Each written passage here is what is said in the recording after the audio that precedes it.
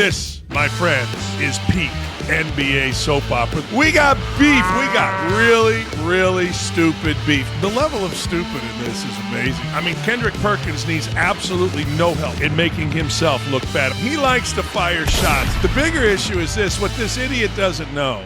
Good morning. This morning it is Dan Dakich, and it is Don't At Me. We got beef. We got really, really stupid beef. See, here's the deal. When you become somebody that's on ESPN or television, you got to resist the urge to become somebody that you're not. See, Kendrick Perkins' big, fat, ridiculous ass thinks he's somebody that he is not. And I get it. He's making a little money, getting a little fame. Now when he walks through airports, guys go, Big Perk. And he's like, yo, man, blah, blah, blah. You know, that's Big Perk. Mumbling stupid.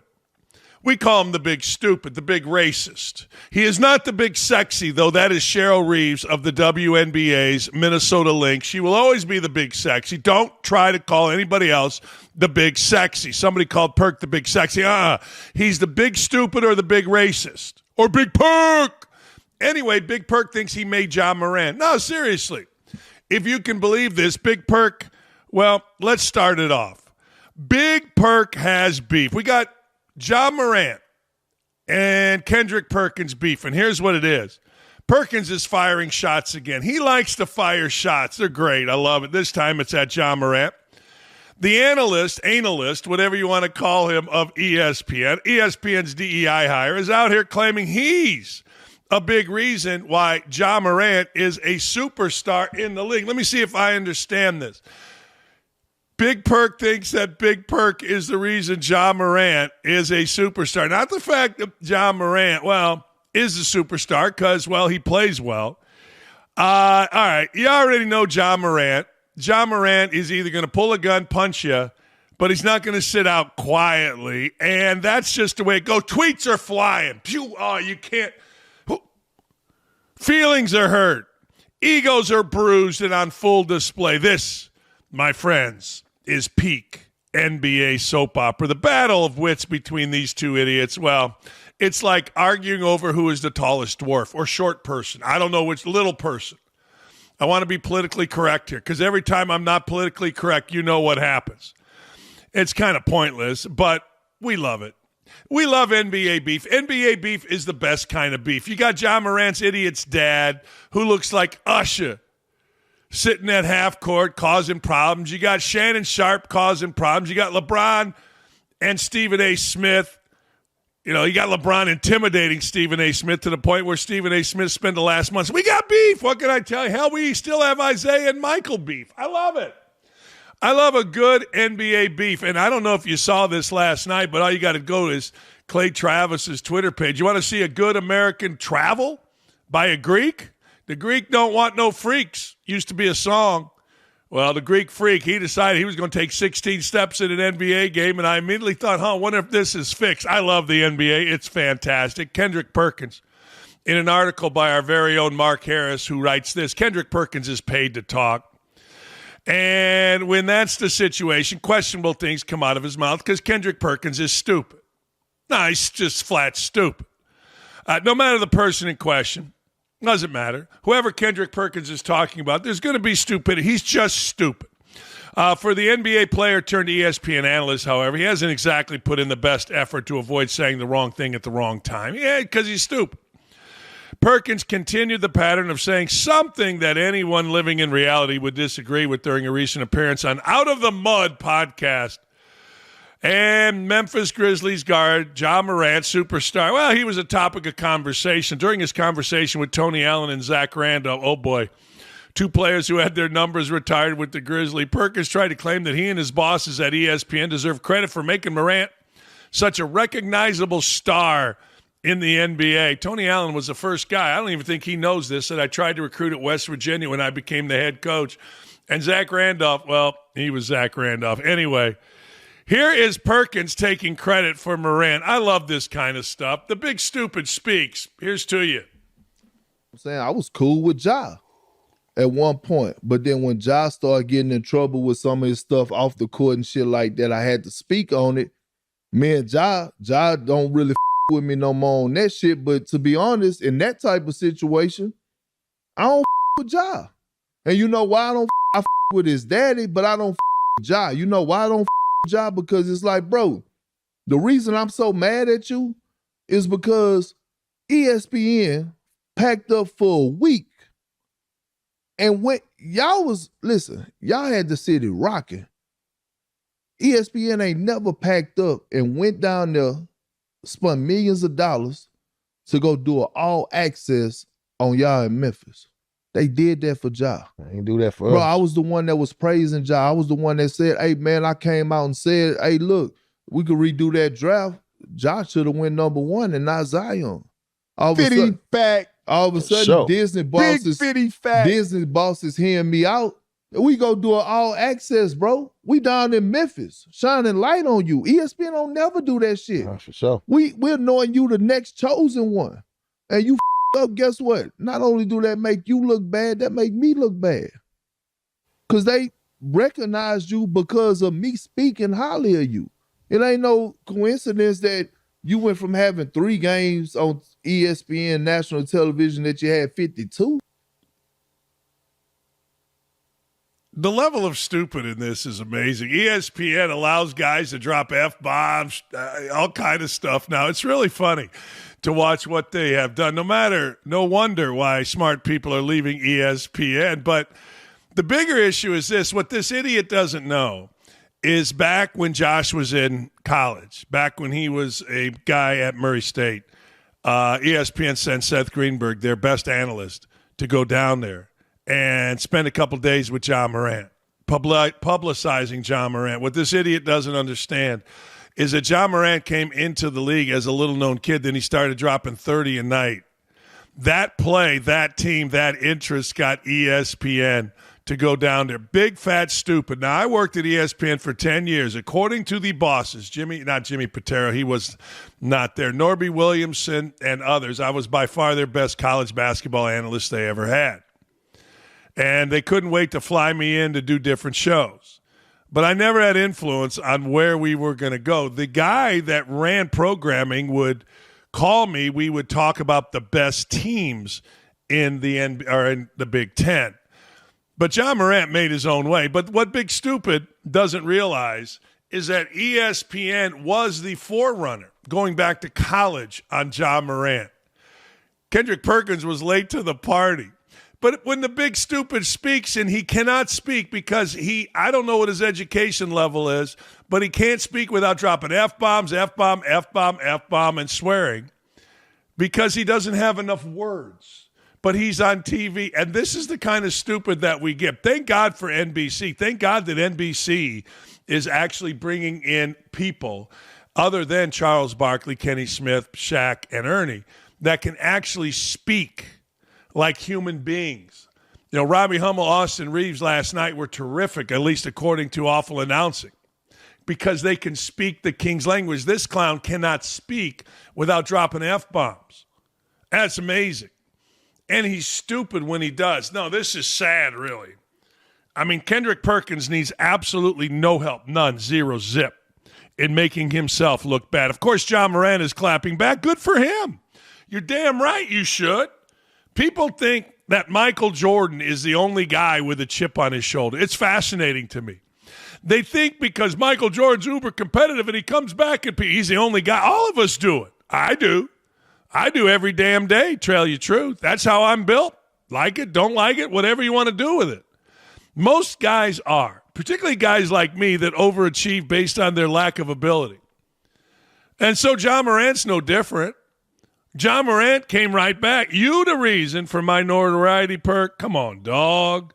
You showed him why I honor FW yo kind. I don't know what all that means. I didn't say Ja Morant was smart. I didn't say he spoke English. I just said he was coming back at Perkins. I need somebody to read. This is like a scene from Airplane. You the reason for my notoriety perk. I get it. Come on, dog. I get it. You showed him why I own it. Oh, I see. I don't F with you. Your kind. Okay. This guy got into college. God bless basketball. God bless football. God bless, I don't know, whatever. I wouldn't have got into college, but So I understand, but I don't understand this. You the reason for my notoriety, Perk. Come on, dog. You showed him why I own a F with you, yo kind. All right. Well, the NBA is at the NBA. I can't speak either. The NBA is at an interesting juncture. The NBA is being investigated. It is. It's being investigated by the FBI, and it's hovering. You had a head coach, but see what I'm talking about here? I don't think this is a big deal for the NBA as of right now. Maybe it gets to be a big deal. It's like a dark cloud. What was once a slam dunk for trust now feels like a gamble, pun intended. The association is currently looking for its next face. LeBron, likely calling it a career in the next year or two. Ja Morant gave his thoughts when asked about the possibility of him being next in line. See, now this is what Ja Morant can do. Ja Morant's a very bright kid from actually a very good family. Now, his dad got a little sideways with the notoriety, but who hasn't? There's a lot that comes with that. I play basketball for the love of the game, not to be the face of the NBA. Obviously, I hear that a lot. I don't put no pressure on it. I just go out and just play my game. Me pretty much just going out there and doing what had me in those conversations. Obviously, people have their own opinions, but I don't really care about it too much. Well, I'm cool with that. I mean, let's be honest. You never really heard Michael Jordan talking about being the face of the league. You never really heard about going back to when they saved the league, Bird and Magic, talking about being the face of the league. Now, LeBron is insecure enough that he has to talk about it. But really, you just kind of become it. And one of the ways you become it, I got to tell you, Ja, is not you the reason for my notoriety, Perk. Come on, dog. You showing him why I own an F with yo kind. No, here's the deal. If you really do want to be the face of the league, be yourself. Because yourself is an intelligent young man. But you've gotten sideways. So you're not going to be the face of the league when you have all these things in the background, whether it's flashing guns, your boys flashing guns underneath stadiums, or punching or allegedly punching or not punching a high school kid and getting sued for it, or all the other stuff you're involved in. If you really think about it, the folks that have been the face of the NBA have been able to appeal to everybody. Michael Jordan appeals to everybody. Look, Michael Jordan did a lot of stuff nobody knows about, including giving his game shoes to kids that lived in the projects that were very, very close, if not right next to the United Center, or certainly the original Bull Stadium on the west side of Chicago. Michael Jordan didn't have to talk about being the face. He simply was. His commercials demanded it. His play, well, that's the number one thing. So while I do say, hey, just play for the love of the game, while I do say you're right, you got to be yourself to be the face of the game. You can't be Kamala Harris or AOC or Brian Kelly, where you change accents depending on who you're talking to. You simply are the face by being who you are. And Ja Morant's a smart kid. Perk, dumbass. Ja Morant, he's a smart kid from a great family. They just need to get back to that. And look, I don't really tell people how to act or what to do, but since they asked me on my show, I give you an answer. Just be yourself. Ball your ass off. Do your thing. Have great commercials. And you got to win a championship or two. That'd be nice. Get to a finals or two. That'd be nice. But anyway, Big Perk, man, you should be thanking your lucky stars that the executives at ESPN are scared to death. You should be thanking your damn lucky stars. Hey, what are we doing? This show, as you know, is presented to all of us by Prize Picks. I dig Prize Picks, man. I do. I dig it. Prize Picks, well, it's fantastic. You and I make decisions every single day. But on Prize Picks, being right can get you paid. Don't miss any of the excitement this season on Prize Picks, where it's good to be right. Prize Picks is the best way to win real money this football season. Make your picks in at least 60 seconds and turn your sports opinions into real money on Prize Picks. Prize Picks is the best place to win cash while watching sports. Join millions of users. Sign up today. Download the Prize Picks app today and use code DAKICH. That's me, Dakich. You get $50 in lineups when you play your first $5 lineup. That's code DAKICH. You get $50 in lineups after you play your first $5 lineup. Prize Picks. It's good to be right. It's damn good to be right. This next story, I was actually critical of her early because I thought like a coach, but now that I'm thinking about it, Carlie Irsay-Gordon, who is the HMFIC of the surging, resurgent, and Daniel Jones-led Indianapolis Colts. She's revealed, and she's done this for some time, but it's starting to make sense now. Why? Because they're winning. She's revealed why she wears a headset and takes notes on the sideline, and why she's so active in general around her team.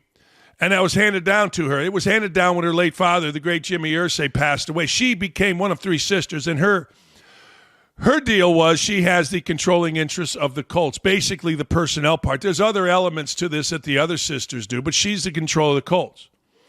The answer is legit. It helps you make a less expensive mistake, potentially. I like what she has to say here. Here is Carlie Irsay-Gordon. I'm wearing a headset. I need to learn more about this. I need to be able to say, is this person full of BS? Do they even know what they're talking about? And I think one of the things that being on the headset has really helped me learn is, to the question earlier, it's such a complex organism, a football team and how it operates. And on game day, and you could say, oh, that person ran that route wrong. When you learn to find, oh, someone tagged the wrong wide receiver, and it wasn't really the player's fault. It was the person that called it. So, and it's never, I think that's been a very valuable, because it also helps us be able to know, where do we need to make tweaks? What resources do we need? What do we need to fix? So much of it comes down to just how we operate and how things work. And the headsets are really, I wish more, I would suggest it for anyone else that has to pay coaches and GMs millions and millions of dollars. It helps you make a less expensive mistake, potentially. I like it. No, I like it. At first I was critical, and I admit I was wrong. This makes total sense. See, what I said was this: I wouldn't want to be a head coach, or I would not want to be an assistant coach in an emotional game, yelling, screaming in a headset, knowing that a woman was listening, number one, because of my language. I'm not the best. I wasn't the best when it came to coaching and emotions, at saying things that aren't offensive, F-bombs, that kind of stuff. Number two, I don't know if I want my boss listening to everything I have to say. I don't want my boss hearing tapes of our locker room conversation. Now, the world has changed. I'm old school with that. I would change if I went back into coaching. There's absolutely no question. 100% I would. You can't be like I was back in the early 2000s. There's no doubt. So I get it. And when I heard her talking about that, I thought to myself, you know what? She's a big girl. She can handle language. She's a big girl. She can handle that. She can handle and learn at the same time, and I think that's good. Look, I don't care if the boss is a man or a woman. I would not want my boss listening in to what I had to say back when I was coaching. Again, different world. So good for her. No, I really respect her. She might be the most serious person in the NFL. In fact, she's not making a mistake by saying what she said. Other owners should listen in, particularly Jerry Jones. Think about Jerry Jones. He doesn't know what he doesn't know. One of the things that when I was asked by a class about 6 months ago, what is my strength, what is my weakness, I said my strength is I listen. My weakness, another one of my strengths, quite frankly, is I know what I don't know. And I try not to overstep what I don't know. Like, we're doing this whole new thing. I have no idea what we're doing here with YouTube and all this. I think I do, but I listen. I listen to Davey. I listen to Nick. I listen to Brooke. I listen to Dylan. I listen to Aaron. I listen to Gary. They're the people that know. I don't. Weakness, we all got weaknesses. One of my weaknesses is I repeat myself, and that's not good. But anyway, you got to know your strengths and weaknesses. And Carlie Irsay, no, she didn't know what she didn't know. Danny Dimes is talking about it. Danny Dimes is stepping in. And Danny Dimes had this to say. She's very intentional. I don't know what that means. Like, you guys use the words like intentional, and I don't know what that means. She's very I know what it means. And trying to learn what's going on in the game plan week to week. It's been impressive to me that she does it. I think a lot of people can sense how hard she works.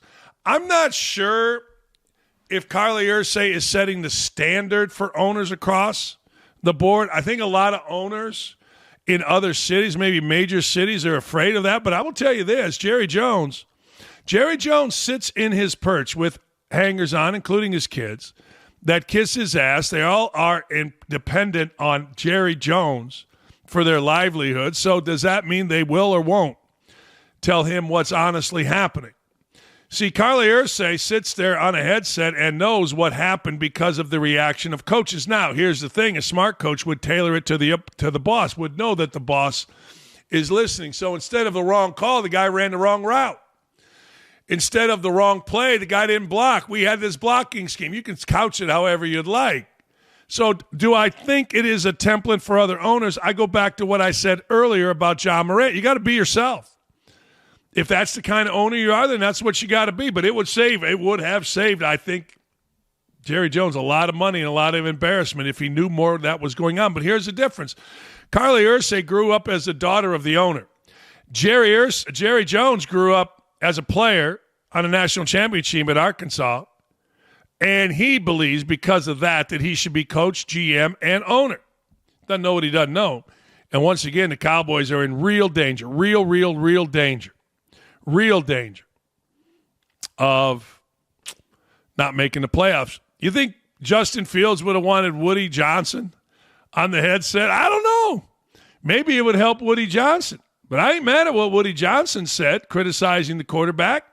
And I ain't mad at what Justin Fields said I cried in the closet and then I went and played. Well, all good. Be who you are, baby. What makes the world go round? What used to make the world go round? Hey, enjoying the show? I know you are. What are you talking about? Make sure you head on over. It's exclusive now to youtube.com/@don'tatme with Dan Dakich. Like, comment, and subscribe. That way you'll never miss any of our great content. All right. Fair or foul? You tell me.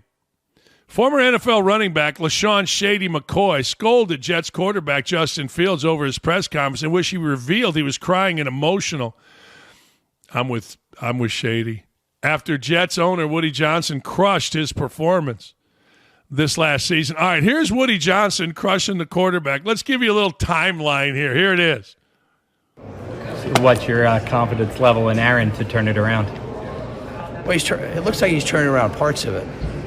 You know, it's hard when you have a quarterback with, with a rating that we got. You know, he has the ability, but something just is not jiving. But if you look at any head coach with a quarterback like that, you're going to see similar results if you go across the league.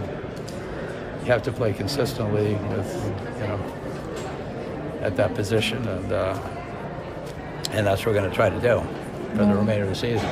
So what gives you hope then? You said you have hope. I just think defense, special teams are doing better. The defense is pretty good. And if we can just complete a pass, it would look good. You got to complete some passes. You got to convince them that you can do something. Otherwise, it's hard to have a game that you could win. Good for him. I mean, these players are such pussies. I mean, let's just be honest. I mean, I listen to all these former NBA guys that have these podcasts, whether it's Teague or Smith or Steven Jackson, or whether it is Matt By. They're all just a bunch of pussies. They get offended by everything. Here's Justin Fields' postgame in reaction to those comments by the owner.